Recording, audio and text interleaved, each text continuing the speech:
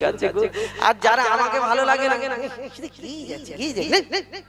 এরকম মনে হয় না, তো ওই কারণে যারা রাগ করছেন আমি ক্ষমা প্রার্থী, ক্ষমা করে দেবেন। কেন অনেক কটা ফরমাইশ রয়েছে, তো পরপর সবগুলো গিয়ে শোনাচ্ছি। একটা আন্তরা কুকুর জান্নাতে যাবে, শোন শোন ওরে মন, সেই গজল ছোট করে শোনাবো কবি ছন্দের মাধ্যমে। আমরা দেখি কুকুর না পাক, আমরা পোশাকে যদি লেগে যায় বলে না বাবা নামাজ পড়া যাবে না, কিন্তু কুকুর আবার জান্নাতে যাবে। কুকুর না পাক কিন্তু কুকুর জান্নাতে যাবে। কোরআন শরীফের মধ্যে আল্লাহ যে কুকুরের কথা উল্লেখ করলেন কবি ছন্দের মাধ্যমে, সেই সম্পর্কে আর কি লিখছে দেখুন।